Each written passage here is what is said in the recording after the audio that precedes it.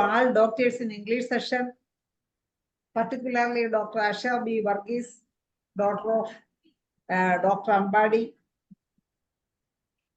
നമസ്കാരം, എല്ലാവർക്കും നമസ്കാരം. ഇന്ന് IFPHന്റെ ഇടതടവില്ലാതെ തുടർന്നു വരുന്ന വെബ് പരമ്പരയുടെ 1311 ദിവസമാണ്. ഇന്ന് നമ്മോടൊപ്പം അതിഥിയായി എത്തുന്നത് നമ്മുടെ കുടുംബത്തിലെ തന്നെ ഒരു അംഗമായ ഡോക്ടർ MD സലിം കുമാർ ഡോക്ടറാണ്. സലിം കുമാർ ഡോക്ടറുടെ ക്ലാസ് ശ്രവിക്കുന്നതിനായി ഇന്ന് സൂം പ്ലാറ്റ്ഫോമിലെത്തിയിട്ടുള്ള എല്ലാ ബഹുമാന്യരായ ഡോക്ടേഴ്സിനെയും ഹോമിയോപ്പതി സ്നേഹികളെയും സ്റ്റുഡൻസിനെയും എല്ലാവരെയും ഞാൻ സന്തോഷപൂർവ്വം സ്വാഗതം ചെയ്യുന്നു. ഡോക്ടറുടെ ക്ലാസ് തുടങ്ങുന്നതിന് മുമ്പായി ഒരു നിമിഷം ഈശ്വര പ്രാർത്ഥന.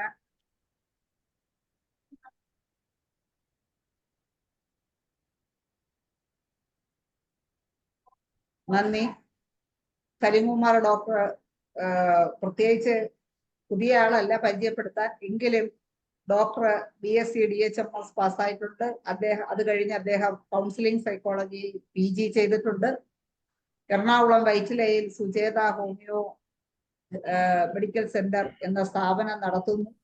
എല്ലാ ദിവസവും നമ്മളോടൊപ്പം സൂമിൽ എത്തുന്നുണ്ട്, അഭിപ്രായങ്ങൾ പറയാനും എല്ലാം. നമുക്ക് സുപരിചിതനായ നമ്മുടെ കുടുംബത്തിലെ തന്നെ അംഗമായ സലീം കുമാർ ഡോക്ടറെ നിങ്ങളെ എല്ലാവരുടെയും അനുവാദത്തോടു കൂടി ഇന്നത്തെ ക്ലാസ്സിലേക്ക് സ്വാഗതം ചെയ്യുന്നു.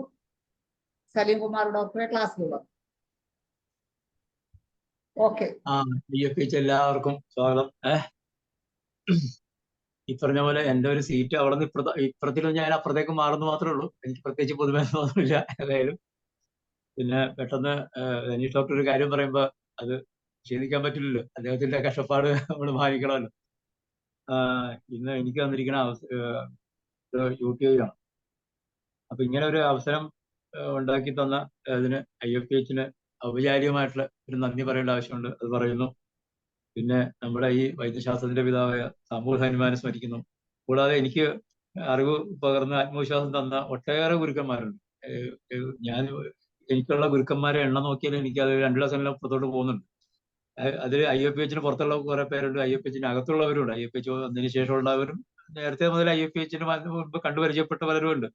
ഇപ്പൊ ഉദാഹരണത്തിന് ഇപ്പൊ doctor James Paul, Sait sir, Sreedharakurup sir, Hariharan doctor, Shantha doctor, നമ്മുടെ രമചേച്ചി, ഇവരൊക്കെ എൻ്റെ ഒരു ഗുരുസ്ഥാനത്ത് ഞാൻ കൽപ്പിക്കുന്നവരാണ്. പിന്നെ ഇതില് എൻ്റെ ഫ്ലവർ റെമഡീസിലെ എൻ്റെ ഒരു ഗുരുവായിട്ടുള്ള സുഗതൻ സാറ്, ഇവരെയൊക്കെ ഈ ഒരു ഗുരുനാഥക്കന്മാരുടെ സ്ഥാനത്ത് നിർത്തി ഞാൻ അനുസ്മരിക്കുന്നു. ഏതായാലും നമ്മൾക്ക് അവരുടെയൊക്കെ അനുഗ്രഹമാണ് നമ്മളെ മുന്നോട്ട് കൊണ്ടുപോകുന്നത്.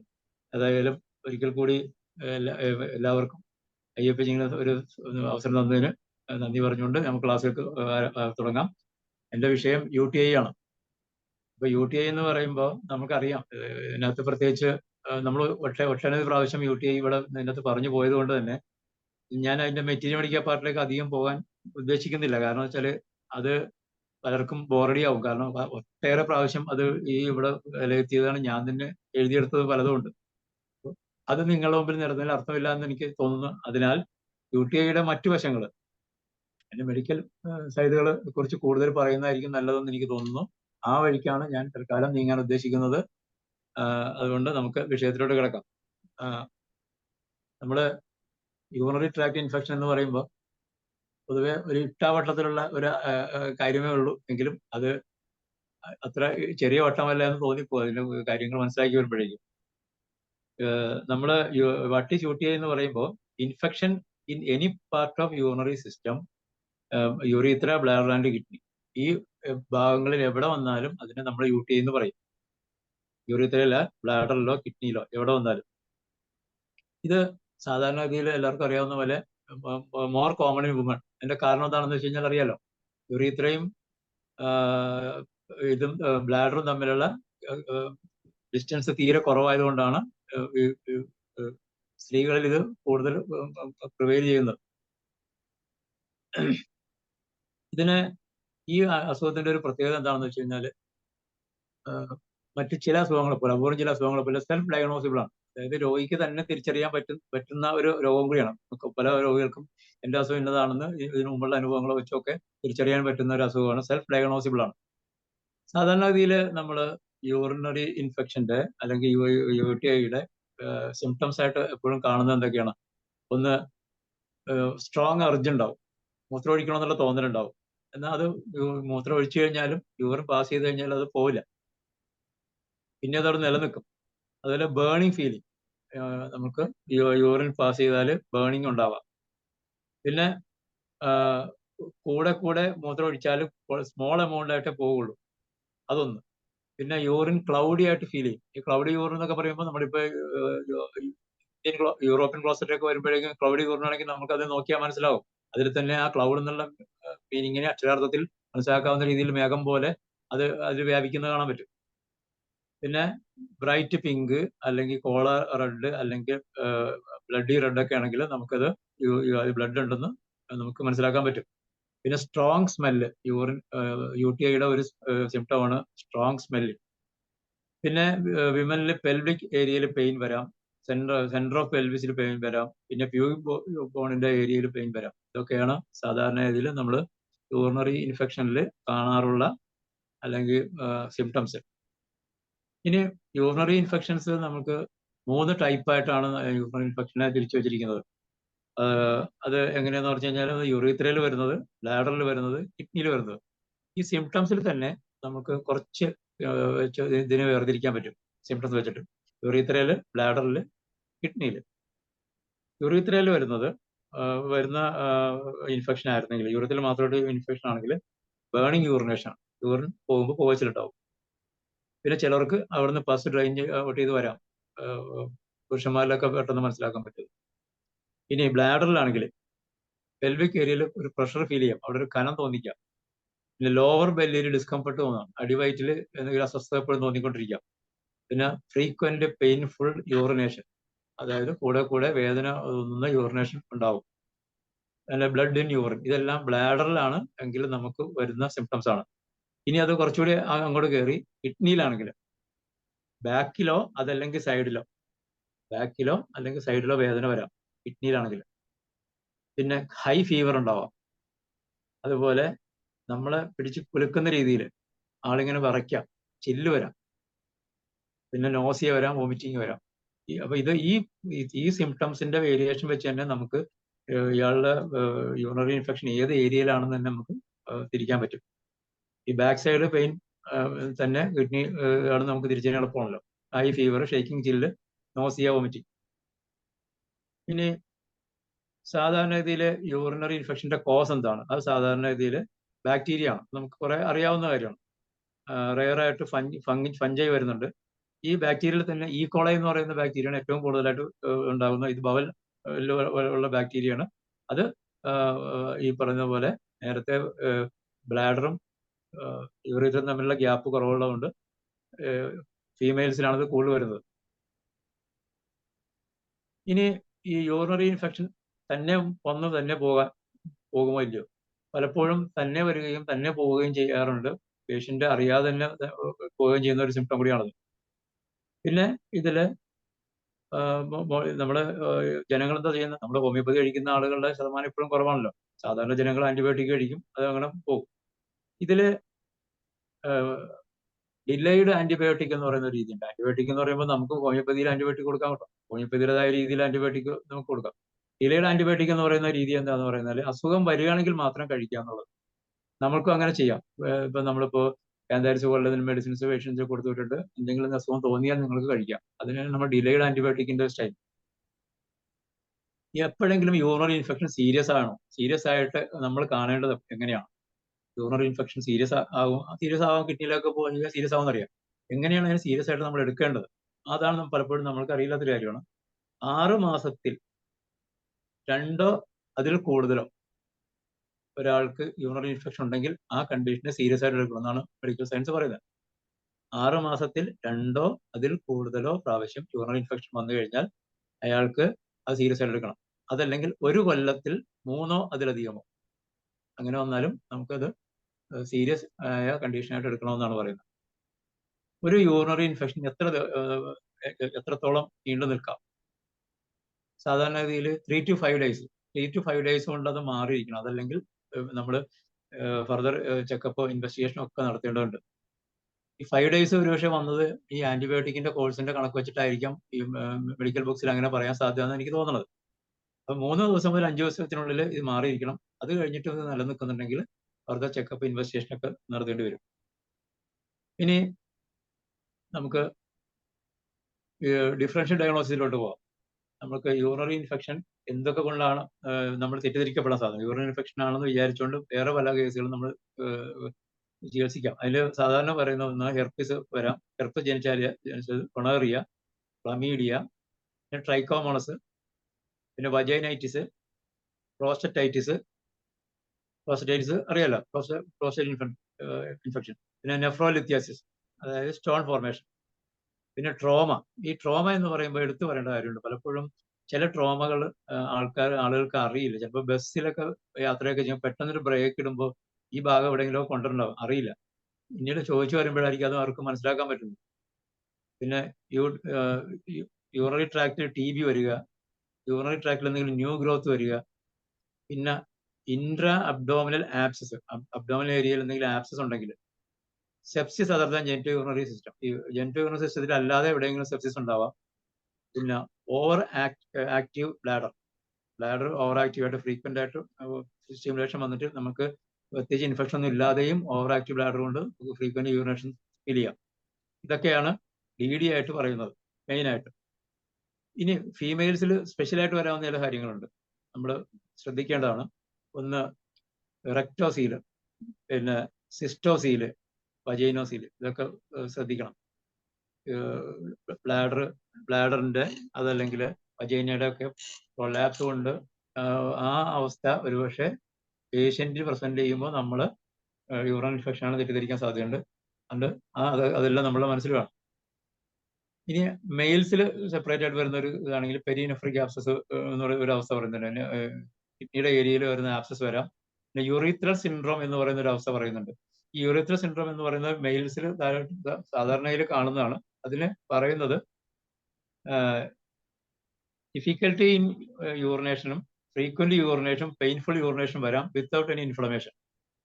ഡിഫിക്കൽട്ടി ഇൻ യൂറിനേഷനോ പെയിൻഫുൾ യൂറിനേഷനോ ഫ്രീക്വന്റ് യൂറിനേഷൻ ഒക്കെ ഇൻഫ്ലമേഷൻ ഒന്നും ഇല്ലാതെ തന്നെ വരുന്ന അവസ്ഥയ്ക്കാണ് യൂറിത്രൽ സിൻഡ്രോം എന്ന് പറയുന്നത്. അതുപോലെ ക്രോണിക് പ്രോസ്റ്ററ്റൈറ്റിസ് കൊണ്ട് ആളുകൾക്ക് അവിടെ വേദന വരാം. പിന്നെ റീനൽ ട്യൂബർക്ലോസിസ് നേരത്തെ പറഞ്ഞു. ഇതൊക്കെയാണ് മെയിൽസിൽ വരുന്നതിന് പ്രധാനമായും. ഇനി കുട്ടികളിൽ വൈറൽ ഇൻഫെക്ഷൻ കൊണ്ട് വരുന്ന അവസ്ഥകൾ, ചില ഫീവറിന് കീഴ്ഭാഗത്തൊക്കെ വേദന ഉണ്ടെങ്കിൽ അങ്ങനെ വരാം. പിന്നെ post vaccinal fever, post vaccination fever, vaccination എടുത്തതിന് ശേഷം വരുന്ന ചില പനിക്കൊക്കെ കീഴ്ഭാഗത്തൊക്കെ വേദന വരാം. അത് നമ്മൾ യൂറിനൽ ഇൻഫെക്ഷൻ ആണ് തെറ്റിദ്ധരിക്കാം. പിന്നെ യൂറിനറി കാൽക്കുലേറ്റ് അതുണ്ടാവാം. പിന്നെ വജൈനൽ ഫോറിൻ ബോഡി, പ്രത്യേകിച്ച് പെൺകുട്ടികളൊക്കെ എന്തെങ്കിലും ഫോറിൻ ബോഡീസ് ഒക്കെ അവരുടെ അറിവില്ലായ്മ കൊണ്ട് എന്തെങ്കിലുമൊക്കെ ഇൻസെർട്ട് ചെയ്ത് വയ്ക്കും, നമ്മൾ അറിയില്ല. പെയിനായിട്ട് വരും, യൂറിനൽ ഇൻഫെക്ഷൻ ആണെന്നിട്ട് വിചാരിക്കും. പിന്നീട് എക്സ്റേ എടുത്തൊക്കെ അത് കണ്ടുപിടിക്കാൻ ഒക്കെ ഉള്ളൂ. അങ്ങനത്തെ അവസ്ഥയുണ്ട്. പിന്നെ ഒന്നാണ് അപ്പൻഡിസൈറ്റിസ്. അപ്പൻഡിസൈറ്റിസിൽ പലപ്പോഴും നമ്മൾ ഈ ഏരിയ ക്ലിയർ കട്ടായിട്ട് ഫീൽ ചെയ്തില്ലെങ്കിൽ നമുക്കത് യൂറിനൽ ഇൻഫെക്ഷൻ തെറ്റിദ്ധരിക്കാം. അതുപോലെ സ്ട്രെപ്റ്റോകോക്കൽ ഇൻഫെക്ഷൻ ആ ഏരിയയിൽ വരാം. ഇതൊക്കെയാണ് പീഡിയാട്രിക് ഏരിയയിൽ വരുന്ന ലീഡിങ്. ഇനി നമുക്കറിയാവുന്നൊരു കാര്യമാണ് സിസ്റ്റൈറ്റിസ് ആൻഡ് UTI. സിസ്റ്റൈറ്റിസ് എന്ന് പറഞ്ഞാൽ അറിയാലോ, ബ്ലാഡർ ഇൻഫ്ലമേഷൻ ആണ്. UTI എന്ന് പറഞ്ഞാൽ മറ്റേ ഏരിയയിൽ വരുന്നതും കൂടി, എല്ലാ ഏരിയയും കൂടി പെടുന്നതിനാണ് UTI എന്ന് പറയുന്നത്. സിസ്റ്റൈറ്റിസ് ബ്ലാഡറിൽ മാത്രം വരുന്നത്. ഇനി നമ്മൾ അറിഞ്ഞിരിക്കേണ്ട ഒരു ഇതാണ് സൈലന്റ് UTI എന്ന് പറയുന്ന ഒരു അവസ്ഥയുണ്ട്. നമ്മൾ പലപ്പോഴും ശ്രദ്ധിച്ചിട്ടില്ലാത്തൊരു ഏരിയയാണ് സൈലന്റ് UTI. ഇതില് no symptoms of pain, no burning, no odour, no frequency, ഇതൊന്നും ഉണ്ടാവില്ല. അതായത് യൂറിനറി ഇൻഫെക്ഷൻ ആണെന്ന് പറയണമെങ്കിൽ നമുക്കൊന്നെങ്കിൽ വേദന വേണം, അതല്ലെങ്കിൽ പോച്ചിലുണ്ടാവണം, അതല്ലെങ്കിൽ കൂടെ മൂത്രമൊഴിക്കണമെന്ന് തോന്നും. ഇങ്ങനെ ഒന്നുമില്ലാതെ സൈലന്റ് UTI എന്ന് പറയുന്ന ഒരു അവസ്ഥ ആളുകളിൽ നിന്ന്, പ്രത്യേകിച്ച് ഏജ്ഡ് ആയ ആളുകളിൽ. ഇത് എങ്ങനെയാണെന്ന് വെച്ച് കഴിഞ്ഞാൽ അവരിൽ പെട്ടെന്ന് ബിഹേവിയർ ചേഞ്ച് ഉണ്ടാവും. പെട്ടെന്ന് പതിവല്ലാതെ അച്ഛൻ ഈയിടെയായിട്ട് വെറുതെ പ്രശ്നം ഉണ്ടാക്കുന്നു, അല്ലെങ്കിൽ അമ്മ ഈയിടെയായിട്ട് പ്രശ്നം ഉണ്ടാക്കുന്നു എന്ന് പറയുമ്പോൾ നമ്മൾ പലപ്പോഴും ഒരു സൈക്യാട്രിക് എയിൽമെന്റിലേക്ക് നമ്മുടെ മനസ്സ് പോവുകയും അല്ലെങ്കിൽ ആ രീതിയിൽ ട്രീറ്റ് ചെയ്യാനൊക്കെ ശ്രമിക്കുമ്പോൾ ഇങ്ങനെ ഒരു വശം നമ്മൾ പലപ്പോഴും ശ്രദ്ധിക്കുന്നില്ല. അത് ചിലപ്പോൾ അതുപോലെ സ്ലീപ്പിംഗ് ഇഷ്യൂസ്, ഒന്നുകിൽ കൂടെ മണിക്കൂർ കണക്കിന് കൂടുതൽ സമയം കിടന്ന് ഉറങ്ങുന്നു, അല്ലെങ്കിൽ തീരെ ഉറക്കം വരുന്നില്ല, അല്ല ആങ്സൈറ്റി, ഓവറായിട്ട് ആങ്സൈറ്റി കാണിക്കുക, ഓവറായിട്ട് ഡിപ്രഷൻ കാണിക്കുക, കൺഫ്യൂഷൻ കാണിക്കുക, അഗ്രഷൻ അക്രമ സ്വഭാവം പോലുള്ള അവസ്ഥ കാണിക്കുക, ഡെലൂഷനും ഹലൂസിനേഷൻ കാണിക്കുക, പാരനോയ്യ എന്ന് പറഞ്ഞാൽ അറിയാലോ, ഭയം ഇതിന്റെ ഒരു അവസ്ഥയാണ്. ഇതൊക്കെ ഒരാളിൽ പെട്ടെന്ന് യാതൊരുവിധ ഒരു മുന്നറിയിപ്പില്ലാതെ പെട്ടെന്ന് ഒരാളിൽ ഇത് കാണാൻ തുടങ്ങിയാൽ ഉടനെ ഒരു സൈക്കാട്രിക് എയിൽമെന്റ് ആണെന്ന് നമ്മൾ തീരുമാനിക്കുന്നതിന് മുൻപേ ആദ്യം നമ്മൾ അതിന്റെ യൂറിൻ ചെക്ക് ചെയ്തിരിക്കണം.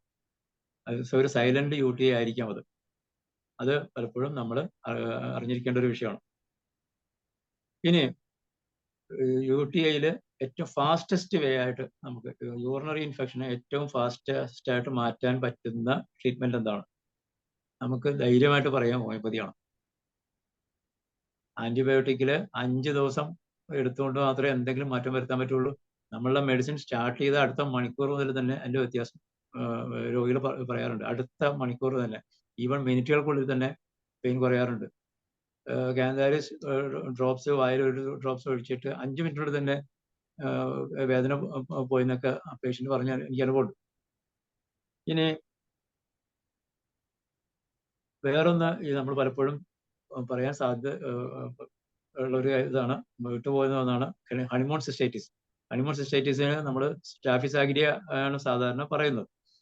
പക്ഷെ അതേ സമയത്ത് അർണിക്കയോ ബെല്ലിസ്പെറോ നമ്മൾ പലപ്പോഴും വിട്ടുപോകാറുണ്ട്. അർണിക്ക ആൻഡ് ബെല്ലിസ്പെർ. അർണിക്ക അറിയാലോ, അത് ട്രോമ പോലെയുള്ള അവസ്ഥയിൽ അർണിക്ക. ബെല്ലിസ്പെറിന് ഒരു പ്രത്യേകത വെച്ചാൽ ട്യൂബുലാർ ഓർഗൻസിലാണ് പ്രത്യേക ആക്ഷനുള്ള മെഡിസിനാണ് ബെല്ലിസ്പെർ. അതുകൊണ്ട് തന്നെ ഈ ട്യൂബുലാർ ഏരിയയിൽ ആയതുകൊണ്ട് തന്നെ ബെല്ലിസ്പെർ ഹണിമൂൺ സിസ്റ്റൈറ്റിസ് നല്ല മെഡിസിൻ ആയിട്ട് വരുന്നുണ്ട്. ഇനി ഇതിൽ നമ്മൾ GNM എന്ന് പറയുന്ന ജർമ്മൻ ന്യൂ മെഡിസിന്റെ തിയറി വളരെ കറക്റ്റ് ആയിട്ട് വരുന്ന ഒരു ഇതാണ് ഹണിമൂൺ സിസ്റ്റൈറ്റിസ്. അതില് ടെറിട്ടോറിയൽ കോൺഫ്ലിക്റ്റ് എന്ന് പറയുന്ന ഒരു അവസ്ഥയുണ്ട്. തന്റെ അധികാരം, തന്റെ അവകാശപ്പെട്ട അതൊക്കെ നഷ്ടപ്പെട്ടു പോകുന്നു എന്നുള്ള ഒരാളുടെ ചിന്ത വരുമ്പോഴാണ് പലപ്പോഴും ടെറിട്ടോറിയൽ കോൺഫ്ലിക്റ്റ് എന്ന് പറയുന്ന അവസ്ഥ. അത് ഈ ഏരിയയിലാണ് ടെറിട്ടോറിയൽ കോൺഫ്ലിക്റ്റ് ബാധിക്കുന്നത്. അതുപോലെ തന്നെ തനിക്ക് അവകാശപ്പെട്ടതൊക്കെ നഷ്ടപ്പെടും എന്നുള്ള ഒരു ചിന്ത കൂടി വരുമ്പോഴാണ് ടെറിട്ടോറിയൽ ഈ GNM തിയറി അനുസരിച്ച് വരുന്നതും സ്റ്റാഫിസാഗ്രി നമ്മൾ കൊടുക്കേണ്ടി വരുന്നതും പലപ്പോഴും അതുകൊണ്ട് മാറുന്നതും. ഇതിൽ നമ്മൾക്ക് രസകരമായ ഒരു കാര്യമുള്ളത്, ഇത് റിക്കറൻസ് ഫ്രീക്വന്റ് ആയിട്ട് വരുന്നുണ്ടെങ്കിൽ നമ്മൾ ഗ്രൂമിനെ നമുക്ക് അഡ്വൈസ് ചെയ്യേണ്ടി വരും. അതാണ് ഹണിമൂൺ സിസ്റ്റൈറ്റിസ് എന്ന് പറയുന്നത്. ഇനി ചെറുതായിട്ട് ഞാൻ നേരത്തെ പറഞ്ഞു, മെറ്റീരിയൽ മെഡിക്ക വിശാലമായിട്ട് പോകാൻ ഉദ്ദേശിക്കുന്നില്ല. അത് പല പ്രാവശ്യം നമ്മൾ ഇവിടെ പറഞ്ഞു കഴിഞ്ഞതാണ്. അതില് ചെറിയ മെറ്റീരിയൽ മെഡിക്കൽ ഒരു 2-3 പ്രാവശ്യം പറയാം. നമുക്ക് എല്ലാവർക്കും അറിയാം, ഹോമിയോപ്പതിയിൽ ഒരു സ്പെസിഫിക് മെഡിസിനെ ഹോമിയോപ്പതി അംഗീകരിക്കുന്നില്ലെന്ന് നമുക്കറിയാം. എങ്കിലും ഹോമിയോപ്പതി തന്നെ അംഗീകരിച്ചിരിക്കുന്ന ഒരു സ്പെസിഫിക് മെഡിസിനാണ് കാന്താരിസ്. അനിമാൻ തന്നെ അംഗീകരിച്ച് വെച്ചേക്കാണ്. ഒന്നും അറിയാൻ പാടില്ലെങ്കിൽ നമുക്ക് കണ്ണടച്ചും മാവിൽ അറിയാവുന്ന ഒരു സാധനമാണ് കാന്താരിസ്, എല്ലാവർക്കും അറിയാം. ഇനി യൂറിൻ മിക്സ്ഡ് വിത്ത് മ്യൂക്കസ്, ഈ UTIയിൽ യൂറിനോടൊപ്പം മ്യൂക്കസ് വരുന്നുണ്ടെങ്കിൽ, മ്യൂക്കസ് വരുമ്പോൾ അത് പെട്ടെന്ന് ഇങ്ങനെ മ്യൂക്കസ് ചാടിപ്പോകുന്നു, അത് ഫീൽ ചെയ്യാൻ പറ്റും. അതല്ലെങ്കിൽ നമ്മൾ വാഷ് ചെയ്യുമ്പോൾ കയ്യിൽ വഴുവഴുപ്പ് ഫീൽ ചെയ്യുക, അങ്ങനെയൊക്കെ ഉള്ള അവസ്ഥയിലാണെങ്കിൽ ഏറ്റവും നല്ല ബെസ്റ്റ് മെഡിസിൻ ആയിട്ട് പറയുന്നത് medorrhinum, urine mixed with mucus. ഇനി urging but urine passes only in drops. പലരും നമ്മൾ പറയാറുള്ളതാണ് urging but urine passes in drops. ഒറ്റ മെഡിസിനാണ് പറഞ്ഞിരിക്കുന്നത്, നെർറപ്പട്രി പറഞ്ഞിരിക്കുന്നത്. അത് വളരെ എഫക്റ്റീവ് ആയിട്ട് വന്നിട്ട് അക്കോണൈറ്റം, നമ്മൾ പ്രതീക്ഷിക്കാവുന്ന സാധനമാണ് അക്കോണൈറ്റം. എന്റെ അനുഭവമാണ് അക്കോണൈറ്റ്. നെർറപ്പട്രിയിൽ ഒറ്റ മെഡിസിനാണ് പറയുന്നത്. ഇതുപോലെ യൂറിനറി ഇൻഫെക്ഷൻ കുറച്ച് ദിവസങ്ങൾ നിലനിൽക്കുകയും പേഷ്യന്റിൽ സ്വെല്ലിങ്, അവരുടെയൊക്കെ സ്വെല്ലിങ് കാണുകയൊക്കെ ചെയ്തു കഴിഞ്ഞാൽ കൊടുക്കേണ്ട മെഡിസിനാണ് കാലിമ്യൂർ. കാലിമ്യൂർ ഞാൻ കൊടുക്കുന്നത്, കാലിമ്യൂർ എടുത്തിട്ട് 3x6 എടുത്തിട്ട് അതിൽ കാലിമ്യൂർ തേച്ച് ഒഴിച്ചാണ്ട് കൊടുക്കുന്നത്. കാലിമ്യൂർ വരും. ഇനി ന്യൂറാൾജിയ ആഫ്റ്റർ കത്തീറ്റർ എടുത്ത് ഹോസ്പിറ്റലിൽ നിന്നൊക്കെ വന്നിട്ട് കത്തീറ്റർ എടുത്തു കഴിഞ്ഞിട്ട് പെയിൻ അവിടെ നിലനിൽക്കുന്നുണ്ടെങ്കിൽ ബെസ്റ്റ് മെഡിസിനാണ് മാക്പോസ്. പിന്നെ ബ്ലാഡർ, യൂറിനറി ബ്ലാഡർ എന്തെങ്കിലും ഇൻഫെക്ഷൻ ഒക്കെ വന്നതിന് ശേഷം കിഡ്നിയുടെ ഏരിയയിൽ ചിലർക്ക് പെയിൻ വരും, നെഫ്രാൾജിയ ആഫ്റ്റർ ബ്ലാഡർ ഇൻഫെക്ഷൻ. അതിന് ഒരു മെഡിസിനാണ് പറയുന്നത് സിങ്കമെറ്റ്. പിന്നെ kidney inflammation of kidney with albuminuria. Inflammation of kidney with albuminuria, പിന്നെ ഹെലോണിയസ് അവർ ജിഞ്ചറും 3 years ഒക്കെ ഞാൻ കൊടുക്കാറുണ്ട്. ആൽബിനോറിയ വിത്ത് കിഡ്നി ഇൻഫ്ലമേഷൻ, അതിൽ ഹെലോണിയസ് ആണ് മെഡിസിൻ. പിന്നെ ഇത് പ്രഗ്നൻസി ആൽബിനോറിയൊക്കെ അറിയാലോ, ഓറമ്യൂറാണ്. അത് അറിഞ്ഞിരിക്കേണ്ടതാണ്. നമ്മളിതൊക്കെ ചെയ്തു, എല്ലാത്തരം മെഡിസിനും ഒക്കെ ചെയ്തു. ഒന്നും ഫലിക്കാത്ത ഘട്ടങ്ങളിൽ അപൂർവമായിട്ടെങ്കിലും, അത്യാവശ്യം ഈ ഒരൊറ്റ കാര്യത്തിലും മതി നമ്മുടെ ഹോമിയോപ്പതിയുടെ അപ്രമാദിത്വം. അലോപ്പതിയുടെ മുകളിൽ നമുക്ക് ഈ യൂറിനൽ ഇൻഫെക്ഷൻ മാത്രം കൊണ്ട് തന്നെ അവരെ തോപ്പിക്കാനാവും. അവർക്ക് പറ്റാത്ത ഒട്ടനവധി കേസുകൾ നമുക്ക് ചികിത്സ കൊടുക്കാൻ പറ്റാറുണ്ട്, ക്രോണിക് ഇതൊക്കെ. ഇത് നമ്മൾ എന്തെല്ലാം ചെയ്തു എന്നിട്ടും ഫലിക്കണില്ല. അത്രയും കേസിൽ റിക്കറന്റ് ആയിട്ട് വരുന്ന കേസിൽ പൈറോജൻ 200 വീക്കിലി ആയിട്ട് കൊടുക്കാം. പിന്നെ ട്രിബുലസ് ടിഞ്ചർ, ട്രിബുലസ് അറിയാലോ, ഞെരിഞ്ഞ ടിഞ്ചർ, എച്ചിനേഷ്യ കൊടുക്കാം. പിന്നെ ഈ കൊളയാണ് ഇൻഫെക്ഷനാണ് പലപ്പോഴും വരുന്നത്. ഈ കൊളയും ഒക്കെ നമുക്ക് റിക്കറന്റ് ആയിട്ടുള്ള വരുന്ന കണ്ടീഷനിൽ നമുക്ക് ഇൻഡിക്കേറ്റർ മെഡിസിന്റെ കൂടെ കൊടുക്കാവുന്ന സാധനങ്ങളാണ് പൈറോജൻ 200, ട്രിബുലസ് ടിഞ്ചർ, എക്നേഷ്യ ടിഞ്ചർ, ഈ കൊളൈ. ഇനി എല്ലാം കഴിഞ്ഞു, ഇതെല്ലാം കഴിഞ്ഞിട്ട് എന്താ പറയുക, സ്റ്റബോൺ ഡിസീസ് എന്നൊക്കെ പറയില്ല, ഒബ്സ്റ്റിനേറ്റ് കേസ് എന്നൊക്കെ പറയുന്നത്, അത്രയും കേസിൽ ഒന്നും പറ്റണില്ല. അവിടെയാണ് നമ്മളുടെ പട്ടേൽ ഡോക്ടറുടെ ടോട്ടോപ്പതി. ആ പേഷ്യന്റിന്റെ യൂറിൻ നമ്മൾ ഇത് ചെയ്യുക, പൊട്ടൻലൈസ് ചെയ്തിട്ട് കൊടുക്കുക. ഒരു 6x ഒക്കെ ലെവലിലൊക്കെ വെച്ച് കൊടുത്തു നോക്കുക, മിക്കവാറും 100% റിസൾട്ട് കിട്ടും. അവരിൽ വീണ്ടും വരുന്നുണ്ടെങ്കിൽ ആ 6x നമ്മൾ അതേ ഒരു സെക്കൻഡ് ടൈമിലെ യൂറിൻ എടുത്തിട്ട് ഒരു 8x ഒക്കെ ആയിട്ട് കൊടുത്തു കഴിഞ്ഞാൽ അത് ചെയ്യും. അനുഭവങ്ങളാണ് കേട്ടോ. ടോട്ടോപ്പതി ചെയ്തിട്ട് മാത്രം മാറ്റാൻ പറ്റിയ ചില കേസുണ്ട്. ഇനി നമ്മൾ കുറച്ച് ഇതിന്റെ ഫുഡ് ഐറ്റമായിട്ട് ബന്ധിപ്പിച്ച് പറയാം. നമ്മൾ ഫ്രീക്വന്റ് ആയിട്ട് അല്ലെങ്കിൽ കൂടെ യൂറിനറി ഇൻഫെക്ഷൻ വരുന്ന ആളുകളോട് പറയേണ്ട ഒരു സാധനമാണ്, ഫ്രീക്വന്റ് ആയിട്ട് അവർ ചിക്കൻ കൂടുതൽ കഴിച്ചാൽ അത് വരാൻ സാധ്യത കൂടുതലാണ്. ചുവന്ന മുളക്, റെഡ് ചില്ലി വളരെ ഈ അസുഖം ഉണ്ടാക്കുന്നതാണ്. റെഡ് ചില്ലി മാത്രമല്ല, കുരുമുളക് കഴിച്ചു കഴിഞ്ഞാലും അസുഖം കൂടും. പിന്നെ വീട്ടിൽ നമ്മൾ വെജിറ്റബിൾസ് ആണ്, വെജിറ്റേറിയൻ ഫുഡാണെന്ന് പറഞ്ഞിട്ട് രസം കൂടുതൽ കഴിച്ചാൽ, സാമ്പാർ കൂടുതൽ കുടിച്ചാൽ, മസാല കൂടുതലുള്ള ഫുഡുകളെല്ലാം തന്നെ ഈ അസുഖത്തെ കൂട്ടാനാണ് സാധ്യത. നമ്മൾ സാധാരണ അഡ്വൈസ് ചെയ്യുന്ന ഫുഡുകളിൽ ഈ പാനീയങ്ങൾ ഒന്ന് യോഗർട്ട് ഇതിൽ നമ്മൾ അറിഞ്ഞിരിക്കേണ്ടത്, നമ്മൾ മോർ ആൽക്കലൈൻ, ഒരു ഫുഡ് ആൽക്കലൈൻ ആണെങ്കിൽ, മോർ ആൽക്കലൈൻ ആണെങ്കിൽ ദ മോർ അസിഡിക് യൂറിൻ ആണ്. If the food is more alkaline, the urine is also become more acidic. അപ്പോൾ സാധാരണ യോഗർട്ട്, ബട്ടർ മിൽക്ക്, നമ്മുടെ മോര്, ഇതൊക്കെ നന്നായിട്ട് കഴിച്ചാൽ യൂറിനറി ഇൻഫെക്ഷൻ വരുന്ന സാധ്യത കുറയും, പ്രത്യേകിച്ച് ഈ ഒരു സീസണിൽ. ഇനി അപ്രതീക്ഷിതമായിട്ടൊരു സാധനം യൂറിനറി ഇൻഫെക്ഷൻ കുറക്കാൻ നല്ലതാണ്. അതൊരു മറ്റേ എലിയെ തോപ്പിച്ചില്ല ചുടുന്ന പോലെ എന്നൊക്കെ പറയാവുന്ന സാധനമാണ് കൊക്കോക്കോള. കൊക്കോക്കോള യൂറിനറി ഇൻഫെക്ഷന് ബെസ്റ്റ് ഒരു പാനീയമാണ് എന്നറിഞ്ഞിരിക്കുക. പക്ഷെ കൊക്കോക്കോള കുടിക്കാൻ പറയുന്നത് ആർട്ടിക്കേരിയ ഉള്ളവനോട് മറ്റേ എന്താണ് സാൻഡ് പേപ്പർ കൊണ്ട് വരയ്ക്കാൻ പറയുന്ന പോലത്തെ ഒരു അവസ്ഥയാണ്. കാരണം എന്തുകൊണ്ടാന്ന് വെച്ചാൽ കൊക്കോക്കോളയുടെ pH 2.54 ആണ്. 2.54 pH, അത്രയും ശരിയായിട്ടൊരു ആസിഡ് കുടിക്കണ പോലെ തന്നെയാണ് അതിന്റെ എഫക്റ്റ്. അതുകൊണ്ട് തന്നെ പെട്ടെന്ന് ആ അസിഡിക് ഇത് യൂറിനിൽ ഉണ്ടാവുകയും ചെയ്യും, ബാക്ടീരിയകളെല്ലാം ചത്തുപോവുകയും ചെയ്യും. അങ്ങനെ കൊക്കോക്കോളയ്ക്കും ഒരു മെഡിസിനൽ പവർ ഉണ്ടെന്ന് അറിഞ്ഞിരിക്കുക. അത് പേഷ്യൻസിനോടൊന്നും പറയല്ല. ഇനി നാച്ചുറൽ റെമഡീസ് ആയിട്ട് നമ്മൾ സാധാരണ പറയുന്ന ഒന്നാണ് വൈറ്റമിൻ സി. നമ്മൾ വൈറ്റമിൻ സി എപ്പോഴും പേഷ്യൻസിനോട് അഡ്വൈസ് ചെയ്തിരിക്കണം. അഡ്വൈസ് ചെയ്തിരിക്കേണ്ട ആവശ്യം എന്താണെന്ന് വെച്ച് കഴിഞ്ഞാൽ, നമ്മൾ വൈറ്റമിൻ സി എന്ന് പറഞ്ഞാൽ ടാബ്ലറ്റ് മേടിച്ച് കഴിക്കണമെന്നല്ല, സിട്രസ് ഫ്രൂട്ട്സ് ഒക്കെ നന്നായിട്ട് കഴിക്കാൻ പറഞ്ഞാൽ, തക്കാളി അല്ലെങ്കിൽ ഓറഞ്ച് അങ്ങനെയുള്ള സാധനങ്ങളൊക്കെ കഴിക്കാൻ പറഞ്ഞാൽ, നാരങ്ങ വെള്ളം നന്നായിട്ട് കുടിക്കാൻ പറഞ്ഞാൽ വൈറ്റമിൻ സി നന്നായിട്ട് കിട്ടും. വൈറ്റമിൻ സിയുടെ പ്രത്യേകത എന്ന് വെച്ചാൽ അത് യൂറിന്റെ അസിഡിറ്റി കൂട്ടും. ഇനി അതിന് മാത്രമുള്ള വൈറ്റമിൻ സി മാത്രമുള്ള ഒരു പ്രത്യേകതയുണ്ട്. അത് ഇറ്റ് ഡിസ്ട്രോയ്സ് ബയോഫിലിം എന്ന് പറയുന്നത്. ഈ ബയോഫിലിം എന്ന് കേൾക്കുമ്പോൾ നമ്മൾ ബാക്ടീരിയൽ ഇൻഫെക്ഷൻ വെച്ച് പഠിക്കുമ്പോൾ അറിഞ്ഞിരിക്കേണ്ടതാണ് വാട്ട് ഈസ് ബയോഫിലിം.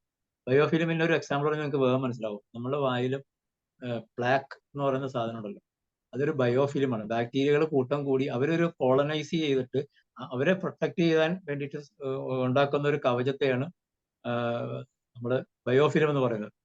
ഏറ്റവും നല്ല എക്സാമ്പിൾ ആണ് നമ്മളുടെ പ്ലാക്ക്.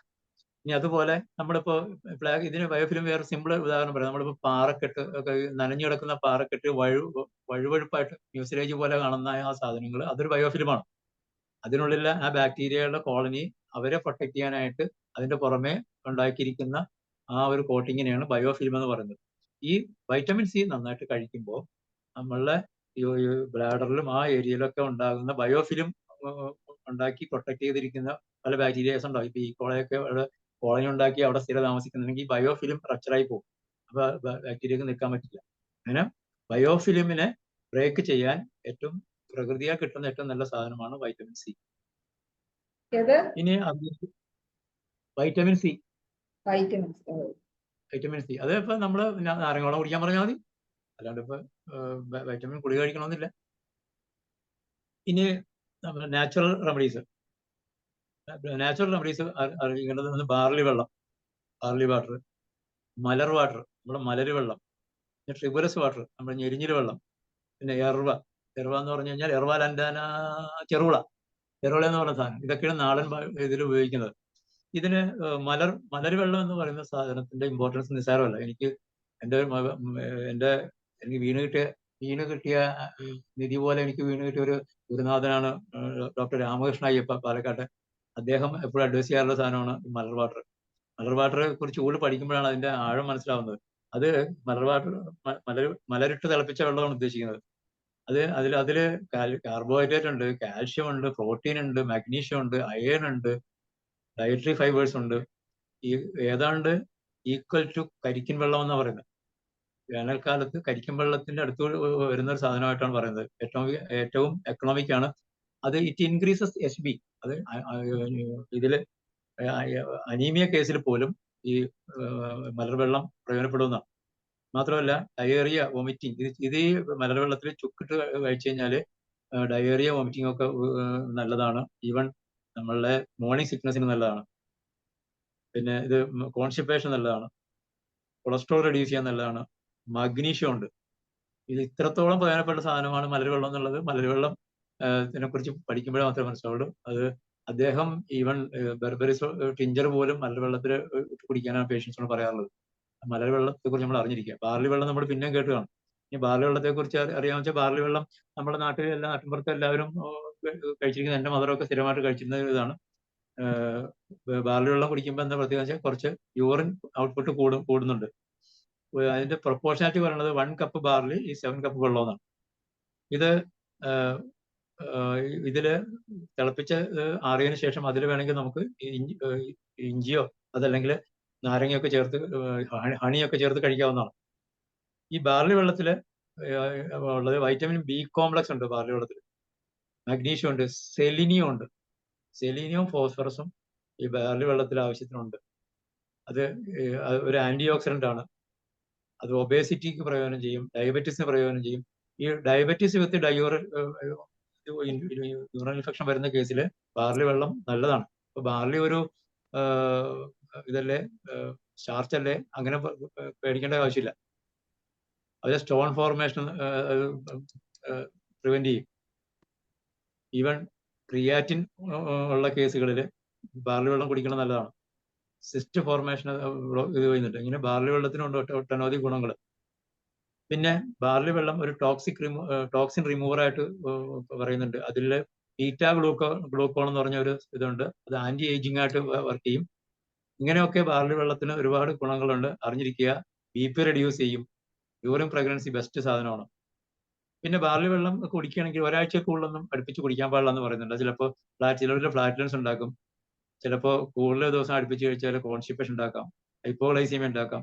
ഗ്ലൂട്ടൻ അലർജി ഉള്ള ആൾക്ക് ബാർലി വെള്ളം പ്രശ്നമുണ്ട്. പിന്നെ നാടൻ ഇതിൽ പറയുന്ന സാധനമാണ് എർവ, ഈ ചെറുവിള ഇട്ട വെള്ളം കുടിക്കുന്നത് നല്ലതാണ്. ദശപുഷ്പത്തിൽ ഒന്നായിട്ടാണ് അതിന് പറയുന്നത്. ഡയബറ്റിസ് വിത്ത് UTI ഏറ്റവും നല്ല സാധനമാണ് ഈ ചെറുവിള. മുടിയിൽ ചൂടിയാൽ ആയുസ് കൂടുമെന്നാണ് പറയുന്നത്, ദശപുഷ്പത്തിൽ ഒന്നായതുകൊണ്ട്. ഇനി നമ്മൾ സിമ്പിൾ ആയിട്ട് അറിഞ്ഞിരിക്കേണ്ട ഒരു കാര്യമുണ്ട്. പലപ്പോഴും നമ്മുടെ വീടുകളിൽ മല്ലിവെള്ളവും ജീരകവെള്ളവും കുടിക്കാറുണ്ടല്ലോ. ഈ ഉഷ്ണകാലത്ത് കുടിക്കേണ്ടത് മല്ലിവെള്ളമാണ്. മല്ലിവെള്ളമാണ് ശരീരത്തിൽ തണുപ്പ് വരുന്നത്. തണുപ്പ് കാലത്താണ് ജീരകം കുടിക്കേണ്ടത്. പലപ്പോഴും ഇപ്പോഴും നമ്മൾ ഇപ്പൊ ചെന്നാലും അല്ലെങ്കിൽ പല വീടുകളിൽ ചെന്നാലും ജീരകം വെള്ളം കൊണ്ടുവന്ന് തരും. ഇപ്പോഴും ജീരക സോഡ വാങ്ങിച്ചു കുടിക്കുന്ന ആൾക്കാരെ കാണാം. ജീരകം ചേർന്ന ഇത് ബോഡിയുടെ ഹീറ്റ് കൂട്ടുകയാണ് ചെയ്യുന്നത്. അതുകൊണ്ട് ഇപ്പൊ ഈ സീസണിൽ ജീരകം അധികം കഴിക്കാൻ പാടില്ല. ഇനി മല്ലി വെള്ളം, മല്ലിയുടെ ഗുണത്തിൽ വൈറ്റമിൻ കെ എന്ന് പറയുന്നത് മല്ലിയിലുള്ളതാണ്. Vitamin K, C, A. COVID കാലത്ത് മല്ലിവെള്ളം കുറെ അധികം അഡ്വൈസ് ചെയ്യപ്പെട്ടിരുന്ന സാധനമാണ്. അതുപോലെ സ്കിൻ കൂളിങ്ങിന് നല്ലതാണ്. കിഡ്നിയുടെ ഒരു സർവീസിങ് ഏജന്റ് ആയിട്ട് വർക്ക് ചെയ്യുന്ന സാധനമാണ് മല്ലിവെള്ളം. കിഡ്നിക്ക് സർവീസ് കൊടുക്കാൻ, സ്കിൻ കൂളിങ്ങിന് ഒക്കെ നല്ല സാധനമായിട്ടാണ് മല്ലി വരുന്നത്. ഇനി നമ്മൾ ഹോമിയോപ്പതിക്കാർക്ക് ഒരു പ്രത്യേകതയുണ്ട്. നമ്മുടെ വീട്ടിൽ നമ്മൾക്ക് ക്ലിനിക്കിൽ ഇപ്പൊ ഈ ചൂട് കാലത്ത് വെള്ളം കുടിക്കുമ്പോൾ അവനവന്റെ ക്ലിനിക്കിൽ ഇരിക്കണ സരസവറിലെ ടിഞ്ചർ 5-6 തുള്ളി കുടിച്ചുകൊണ്ടിരുന്നാൽ നമുക്കത് പ്രയോജനം ചെയ്യും. വേറെ വലിയ ഒന്നും അന്വേഷിക്കാൻ പോകണമെന്നില്ല. സരസവറിലെ ടിഞ്ചർ എടുത്ത് കഴിച്ചാൽ മതി. ഇപ്പൊ എന്റെ സ്റ്റോക്ക് ഏതാണ്ട് ഇത്രയേ ഉള്ളൂ.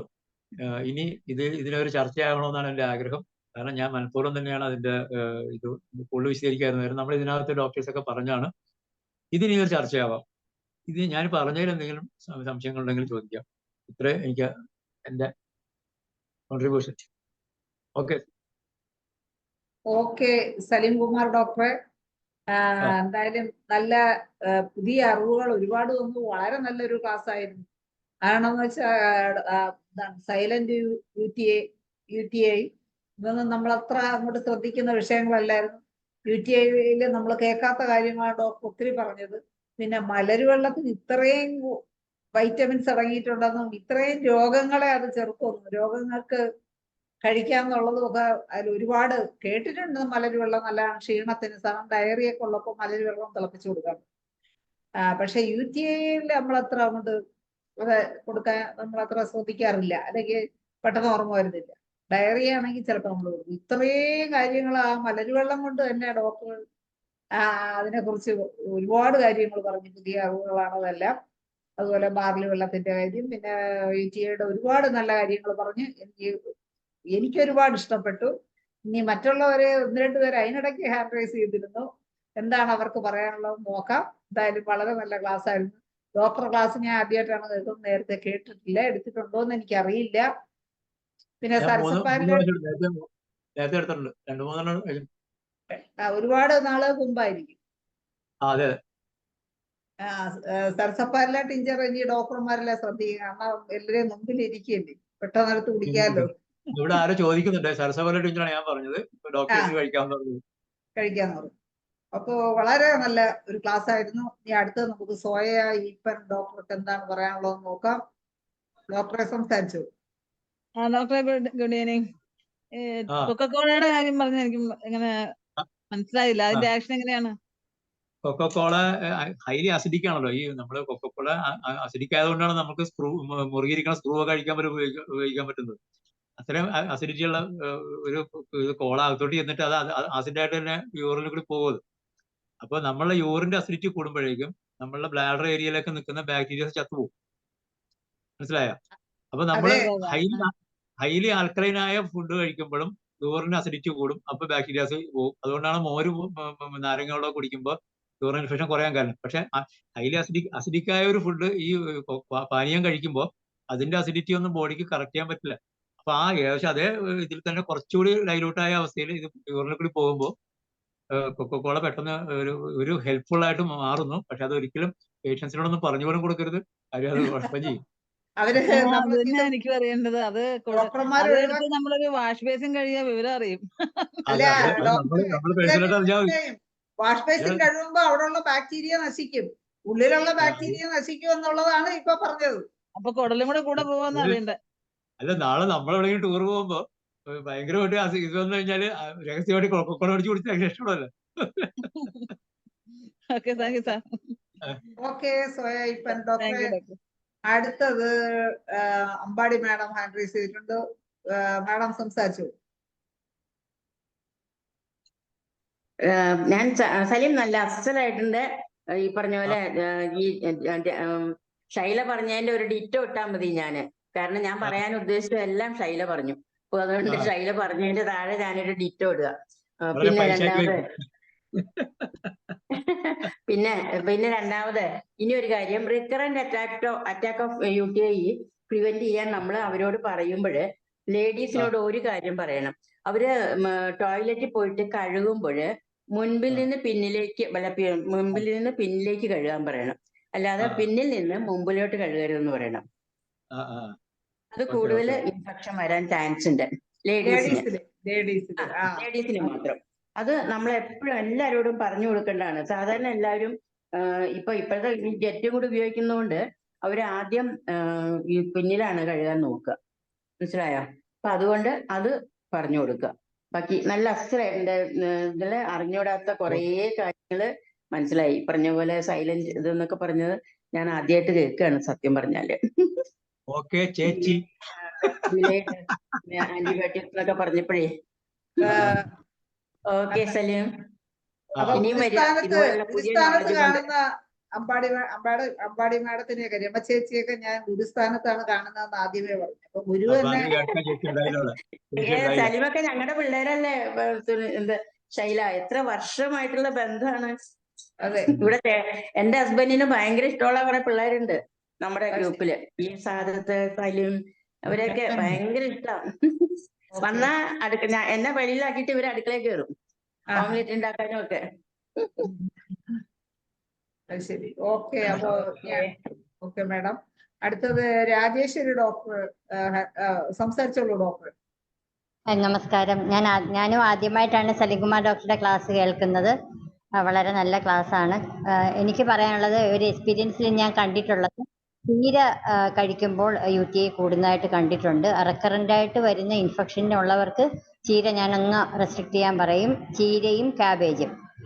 അതുപോലെ തന്നെ സിസ്റ്റൈറ്റിസ് ഡോക്ടർ പറഞ്ഞു. അപ്പോൾ റിപ്പീറ്റഡ് ആയിട്ട് സിസ്റ്റൈറ്റിസ് വരുന്ന കേസുകളിൽ നമ്മൾ സ്കാനിങ്ങിൽ നോക്കുമ്പം എക്കോജനിക് പാർട്ടിക്കിൾസ് എന്നൊന്ന് കാണുകയാണെന്നുണ്ടെങ്കിൽ നമ്മളൊന്ന് ശ്രദ്ധിക്കണം.